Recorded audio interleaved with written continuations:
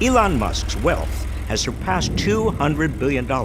It would take the median U.S. worker over 4 million years to make that much. Wealth inequality is eating this country alive.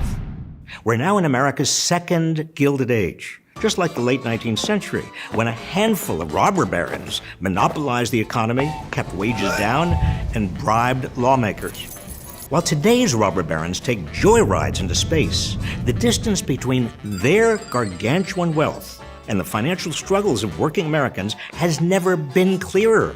During the first 19 months of the pandemic, U.S. billionaires added $2.1 trillion to their collective wealth, and the rich have enough political power to cut their taxes to almost nothing, sometimes literally nothing.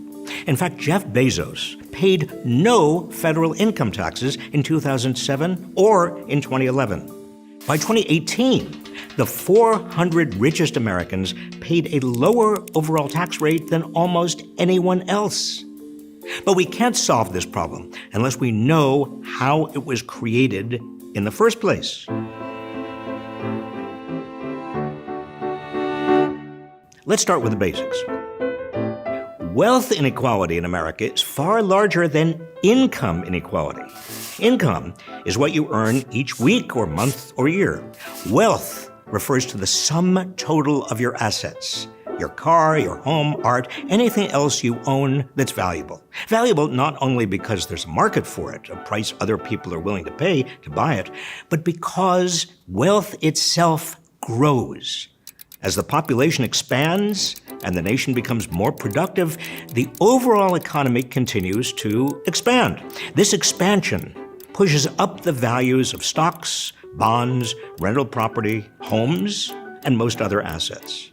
Of course, recessions and occasional depressions can reduce the value of such assets, but over the long haul, the value of almost all wealth increases. Next, personal wealth comes from two sources.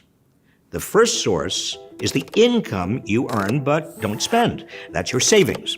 When you invest those savings in stocks, bonds, or real property or other assets, you create your personal wealth, which, as we've seen, grows over time. The second source of personal wealth is whatever is handed down to you from your parents, grandparents, and maybe even generations before them. In other words, what you inherit. The wealth gap between the richest Americans and everyone else is staggering. In the 1970s, the wealthiest 1% owned about 20% of the nation's total household wealth. Now, they own over 35%. Much of their gains over the last 40 years have come from a dramatic increase in the value of shares of stock. For example, if someone invested $1,000 in 1978 in a broad index of stocks, say the S&P 500, they would have $31,823 today, adjusted for inflation. Who's benefited from this surge? The richest 1%, who now own half the entire stock market. But the typical worker's wages have barely grown. Most Americans haven't earned nearly enough to save anything. Before the pandemic, when the economy appeared to be doing well, almost 80% were living paycheck to paycheck. So as income inequality has widened, the amount that the few high-earning households save, their wealth, has continued to grow. Their growing wealth has allowed them to pass on more and more wealth to their heirs. Take, for example, the Waltons, the family behind the Walmart empire, which has 7 heirs on the Forbes billionaires list. Their children and other rich millennials will soon consolidate even more of the nation's wealth. America is now on the cusp of the largest intergenerational transfer of wealth in history. As wealthy boomers pass on, somewhere between $30 to $70 trillion will go to their children over the next 3 decades. These children will be able to live off this wealth and then leave the bulk of it which will continue growing, to their own children, tax-free.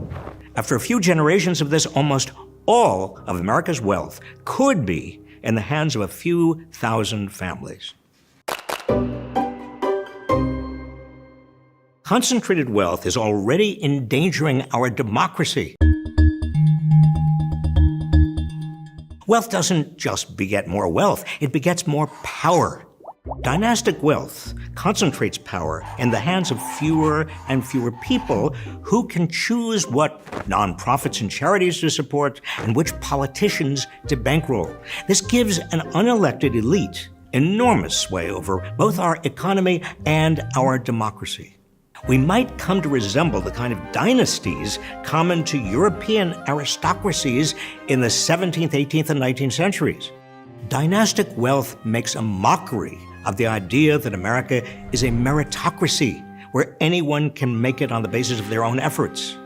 It also runs counter to the basic economic ideas that people earn what they're worth in the market and that economic gains should go to those who deserve them.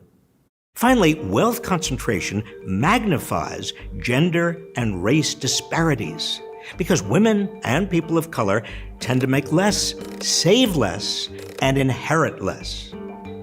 The typical single woman owns only 32 cents of wealth for every dollar of wealth owned by a man. The pandemic likely increased this gap. The racial wealth gap is even starker. The typical black household owns just 13 cents of wealth for every dollar of wealth owned by the typical white household. The pandemic likely increased this gap too. In all these ways, dynastic wealth creates a self-perpetuating aristocracy that runs counter to the ideals we claim to live by.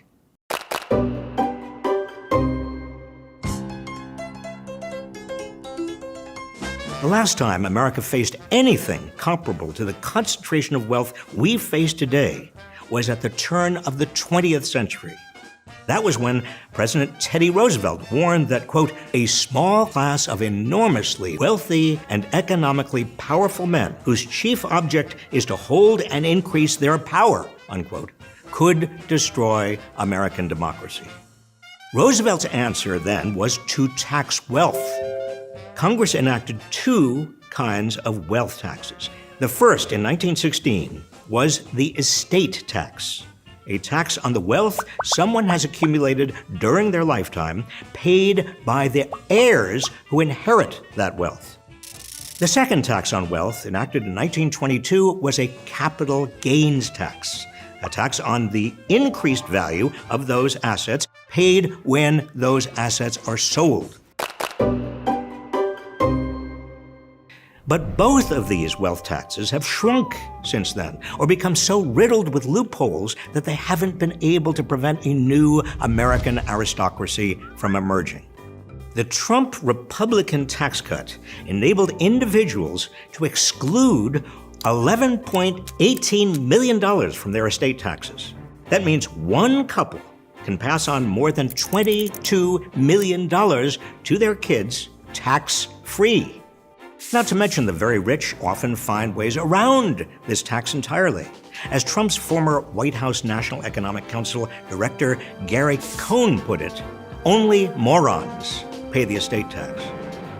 What about capital gains on the soaring values of wealthy people's stocks, bonds, mansions, and works of art? Here, the biggest loophole is something called the stepped-up basis. If the wealthy hold on to their assets until they die, their heirs inherit them without paying any capital gains taxes whatsoever. All the increased value of those assets is simply erased for tax purposes. This loophole saves heirs an estimated $40 billion a year. This means that huge accumulations of wealth in the hands of a relatively few households can be passed from generation to generation untaxed, growing along the way, generating comfortable incomes for rich descendants who will never have to work a day of their lives. That's the dynastic class we're creating right now. Why have these two wealth taxes eroded? Because as America's wealth has concentrated in fewer and fewer hands, the wealthy have more capacity to donate to political campaigns and public relations. And they've used that political power to reduce their taxes. It's exactly what Teddy Roosevelt feared so many years ago. So what do? Follow the wisdom of Teddy Roosevelt and tax great accumulations of wealth. The ultra-rich have benefited from the American system, from laws that protect their wealth, and our economy that enabled them to build their fortunes in the first place. They should pay their fair share. The majority of Americans, both Democrats and Republicans, believe the ultra-rich should pay higher taxes. There are many ways to make them do so: closing the stepped-up basis loophole, raising the capital gains tax, and fully funding the Internal Revenue Service so it can properly audit the wealthiest taxpayers. For starters, beyond those fixes, we need a new wealth tax, a tax of just 2% a year on wealth in excess of $1 million. It's hardly a drop in the bucket for centibillionaires like Jeff Bezos and Elon Musk, but it would generate plenty of revenue to invest in healthcare and education so that millions of Americans have a fair shot at making it. One of the most important things you as an individual can do is take the time to understand the realities of wealth inequality in America and how the system has become rigged in favor of those at the top. And demand your political representatives take action to unrig it. Wealth inequality is worse than it has been in a century. We have to stop this vicious cycle and demand an economy that works for the many, not one that concentrates more and more wealth in the hands of a privileged few.